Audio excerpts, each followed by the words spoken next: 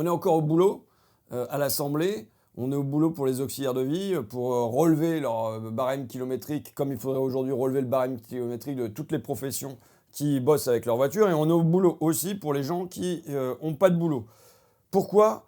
Parce que le gouvernement devait remettre au Parlement, là, un rapport sur les non-inscrits à l'assurance chômage. Le non-recours à l'assurance chômage est donc sur un chômage qui est caché.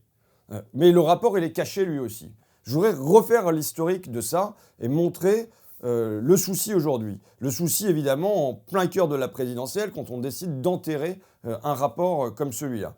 Le truc, ça part d'une loi qui est votée le 5 septembre 2018, donc tu vois, ça fait presque 4 ans, qui est la loi de choisir son avenir professionnel. Il y a toujours, toutes les lois, elles ont comme ça des trucs très positifs, un peu à la Orwell, quoi. Mais là, et dedans, il est mentionné, dans un délai de 2 ans à compter de la promulgation de la présente loi, le gouvernement remet au Parlement un rapport sur la réalité et les conséquences du non-recours aux droits en matière d'assurance chômage. Il y a près de 4 ans, on nous dit dans les 2 ans, ça va être fait. On n'a rien. Je signale que cet amendement-là, ce sont les camarades communistes qui l'ont déposé, et notamment Pierre Dharréville qui l'a déposé. Il faut rendre à Pierre ce qui est à Pierre, et c'est sur Pierre que nous bâtirons notre église. Au mois de janvier 2022, il y a un rapport qui vient faire l'évaluation de cette loi sur la liberté de choisir son avenir professionnel, et notamment l'un des co-rapporteurs est un socialiste, Joël Aviragnet, et dedans il est indiqué dans un encadré: le rapport sur le non-recours, un rapport en retard mais en voie d'être remis pour le début de l'année 2022. Là, je veux dire, on l'a dépassé, le début de l'année 2022, on est presque au printemps, et Anne, ma sœur Anne, ou Elisabeth, ma ministre Elisabeth, on ne voit toujours rien venir comme rapport remis. Donc là, on a publié ça, on a dit voilà pourquoi vous le cachez, parce qu'on sait que ce rapport, il existe. On sait que il y a des gens qui ont travaillé dessus, on sait que le produit est fini. Donc, on le publie dans la presse, on a une réponse d'Elisabeth Borne qui nous dit que les résultats nécessitent d'être approfondis. Donc, en gros, que ça serait pour des raisons techniques, mais pas du tout politiques, pas du tout parce qu'on serait maintenant à moins d'un mois de la présidentielle, que ce rapport serait caché. On sait que ce rapport, il a été validé par le cabinet de la ministre, qu'il a été envoyé à l'Élysée, à Matignon, et c'est depuis ça que ça bloque. Donc c'est un blocage qui est très politique, c'est pas un blocage qui est technique.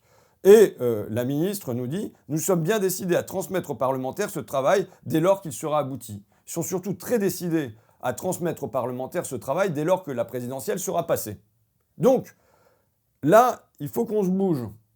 Et c'est pour ça qu'il y a un certain nombre de députés, des députés socialistes, j'ai cité Joël Aviragnet notamment, des députés communistes, il y a Jean-Paul Lecoq, il y a Mouetaï Brotherson, il y a Nilor, chez nous à la France Insoumise, il y a Jean-Luc Mélenchon évidemment, il y a Adrien, il y a Mathilde, qui ont signé une demande pour que ce rapport nous soit transmis en urgence.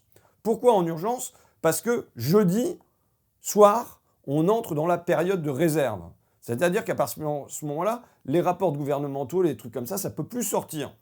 Donc ils vont pouvoir nous dire à partir de vendredi matin, ah non, vous comprenez, ça est interdit par la loi. Donc là, il faut qu'on puisse obtenir ce rapport. Je devais aller le chercher au ministère du Travail, moi-même, taper à la porte, passer un coup de fil, bon, tu vois un peu le cinéma. Et puis on a eu un rendez-vous là, qui nous est accordé pour demain soir, à 18h30, avec le cabinet de la ministre, pour obtenir ce rapport. Donc là, il s'agit, on a un Macron qui déjà ne veut pas débattre, mais on voudrait en plus nous interdire des outils qui viennent contester la réalité du chômage aujourd'hui. Parce qu'ils ont plusieurs biais pour minorer le chômage. Il y a ce biais-là, le non-recours, dont on a une possibilité d'évaluation et on nous empêche d'avoir cet instrument-là. Le deuxième outil, ce sont des radiations qui ont atteint leur sommet. On a eu, au dernier trimestre 2021, 52 300 radiations. C'est la plus forte hausse jamais connue, puisque ça fait plus 40% sur un an, plus 20% sur un trimestre. Donc, on vire du monde de Pôle emploi avant l'élection présidentielle. Et puis, il y a un moyen, là, dans la durée, depuis l'arrivée de Macron, ce sont les micro-entrepreneurs.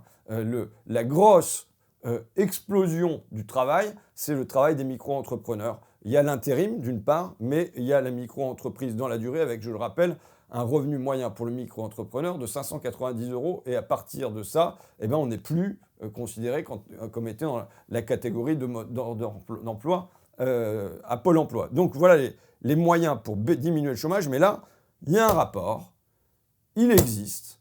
Madame la ministre, on vous demande ce rapport. Des parlementaires vous demandent ce rapport et normalement, vous avez l'obligation légale de nous le remettre dès maintenant. Donc, je compte bien aller demain soir au ministère du Travail, éventuellement accompagné d'autres députés, pour obtenir ce rapport. Voilà. Sur qu'est-ce qui nous cache, qu'est-ce qu'on nous censure.